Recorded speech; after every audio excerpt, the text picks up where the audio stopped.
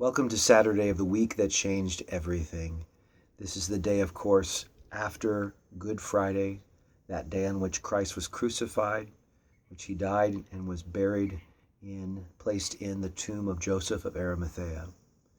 The Bible doesn't tell us a lot about what took place on that Saturday, that day between Good Friday and Easter Sunday, but we have a couple notes here and there. One of those is in the Gospel of Matthew, chapter 27. This is today's reading, Matthew 27:62 through 66. The next day, that is, after the day of preparation, the next day being Saturday, the chief priests and the Pharisees gathered before Pilate and said, "Sir, we remember how that impostor," that's how they've described Jesus, that impostor, said while he was still alive, "After 3 days I will rise. Therefore order the tomb to be made secure until the third day, lest his disciples, the disciples of Jesus, go and steal his body away and tell the people, 'He has risen from the dead.' And then the last fraud will be worse than the first." Pilate said to these leaders, "You have a guard of soldiers. Go and make it as secure as you can."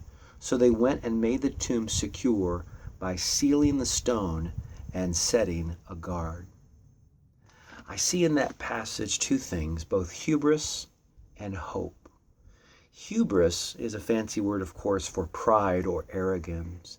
And we see that on display here because even though these religious leaders know the words of Jesus, they knew everything they knew what he had said, they knew about his miracles, they knew about his ministry, and clearly they knew about his claims that he would rise again from the dead.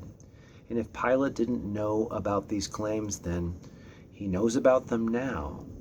So we see these religious leaders and then the political/military leader, Pontius Pilate, working together in order to show that Jesus was wrong, that somehow they could empty his claims of their truth, of their veracity, of their power. We do the same thing sometimes. We believe somehow that our words and our efforts can overturn the will of God. That is a hallmark of being a sinner. It's true of all of us. But we also see in this passage hope. It's not clear, it's not there on the surface.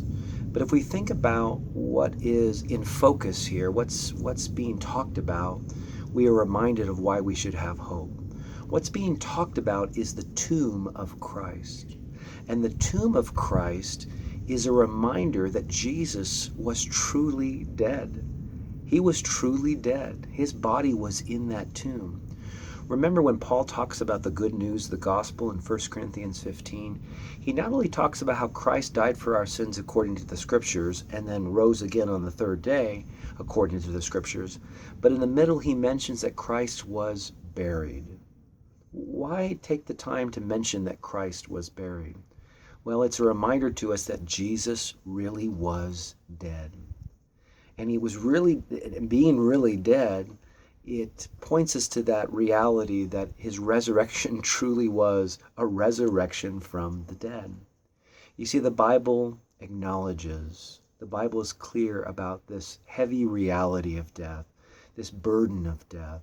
You can imagine that the disciples of Jesus, the ones whom the religious leaders are accusing beforehand of coming up with some plan or plot to steal the body of Jesus, that in fact these disciples on that Saturday were grieving. They were hurting. The heaviness of that grief, the loss of their teacher and their friend, their Lord, was weighing on them. You see, because Jesus really was dead. We face the reality of death every day, don't we? All around us. We know many who are friends and family who have passed away, who have truly died. That heaviness of that reality of death should also point us to the reality that God has revealed in terms of the day after Saturday. Yes, we live so often and feel like we're living on that Saturday. But brothers and sisters, friends, Sunday is coming. and God will lift that heaviness, and God will give us hope in the face of death.